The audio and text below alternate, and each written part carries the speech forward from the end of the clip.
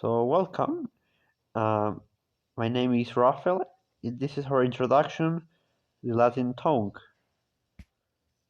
So, we're going to talk about in Latin what it is, and then why it is important, and why are we studying it, of course, and some features. Yeah, they will be helpful for us so that to direct ourselves rightly for our studies. So let's continue.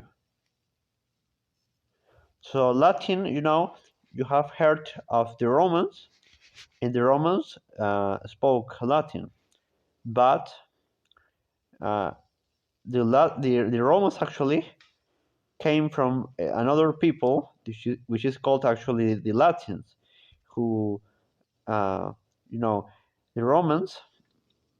Uh, you will see here. This uh, this part is called actually Latium. This short region, and there the Romans uh, came from the Latins. So the Latins had the first kingdom in Italy, according to St. Augustine, which was called Laurentium, and Laurentium was by the according to the myth founded by some son of Saturn, the god of the wind, you know, and eventually this kingdom, you have heard the story of Aeneas, who was a Trojan, came after the war and married the daughter of the king, and then they founded eventually a city. Then his son another, which was called Alba Longa, and Alba Longa was actually where this the sons of this Aeneas would actually eventually came who who would be Romulus and Remus, who were sons of some Rhea Silvia, and eventually they were all the story of the river, the wolf, the she wolf, and they eventually would found Rome.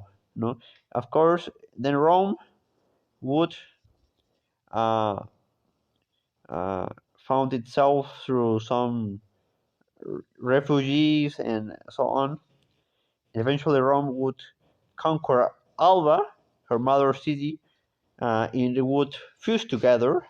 You know, all the most important families came from these two cities, Rome and Alba. So Rome would then actually expand, conquer all Italy and surroundings. You know, and eventually we would have even different variants, because it was the variant of Latium, the variant of neighboring countries like Umbria and Oscan were actually languages, Italian languages, and you would have also Gaulish Latin, you know, Hispanic Latin, and here we can have Illyrican Latin. So different variants influenced by substratums language substratums, and would have then future Romans. So we come here to sacrality. Okay, so you know if you have heard some time ago that Latin was used in the liturgy, you're right, but we're going more thoroughly to the topic, because the reason actually is because uh, the cross, the sacred cross of our Lord Jesus Christ, had kind of, we'll call this the title, and the title actually was written in Hebrew, Greek and Latin. Uh, and it said Jesus Nazarenus Rex Judeorum. In Greek would be Jesus or Nazareos or Basilios ton Judeon, and in Greek it would be something like Yeshua Nazareos, no, Yeshua Nazariah Malech Judaim. So you have this. These three languages would actually be used as sacred ones. We're going to explain why, already it is part of the Holy Passion, part of the sacred mystery of our faith. The those are important parts of sacred, would say facts actually, which the devil don't like that. So that's important, and even it is the Holy Passion. Note how good it is for our salvation, for praying. So in the liturgy, actually, the first liturgy, of course, was in Aramaic. Even we might ask if this Hebrew meant Aramaic. Sometimes Aramaic was called Hebrew in the old time because Hebrews were speaking Aramaic, and Aramaic, then Greek. Aramaic was used in what was Palestine, Syria, and then Greek, St. Paul in what is Turkey today, so-called Asia in the time, in all parts of Cappadocia, and in Greece, of course, and also Egypt. There were many people. There was many uh, places there that spoke actually Greek. So you might ask, but well, yeah, but if they spoke Greek, Aramaic, well, that makes sense. That was their mother tongue.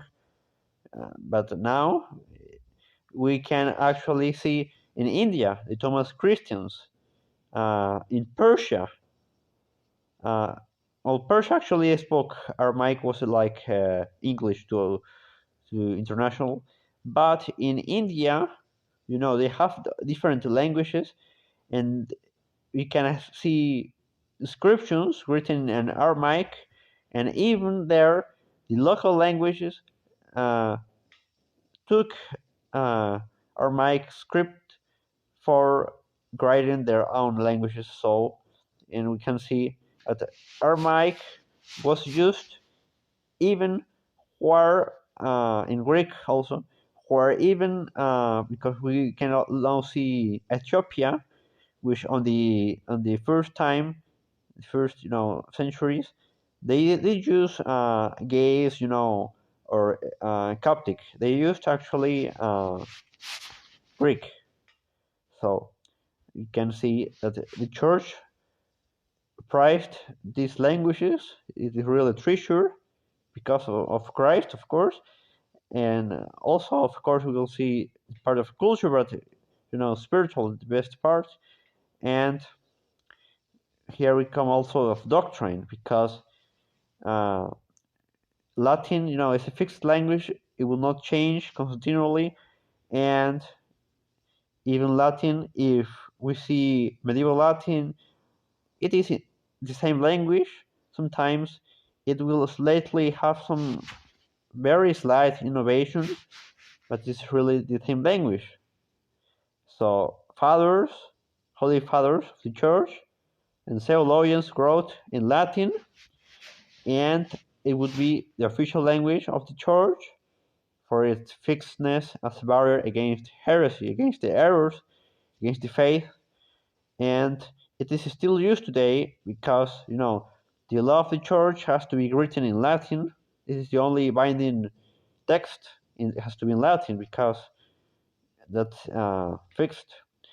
And we can also acknowledge that for a priest, if you don't know Latin, you have a problem because how do you have access to the original documents, to the authentic texts about the faith? You don't have an access. So that's far the part of sacred language. Come here, another part is culture. Uh, Latin was the language of the classic authors, pagans and Christians. And you will ask me, but how will we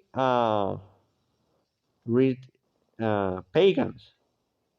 They were full of errors. You're right, they were full of errors, but the church purified them carefully and took away everything that could not be used safely, you know, like Saint John Chrysostom, who talked about this, like the bees, you separate what is good and evil. But of course, it is not. You will. I therefore, I will read Martin Luther now. It's different. So the church selected writings that were acceptable and those that were not, and then all Christianity used in West Latin, and it is also these languages, Latin and Greek, are important part of the tribune and the quadrivium, the seven liberal arts education, that it is important for the church because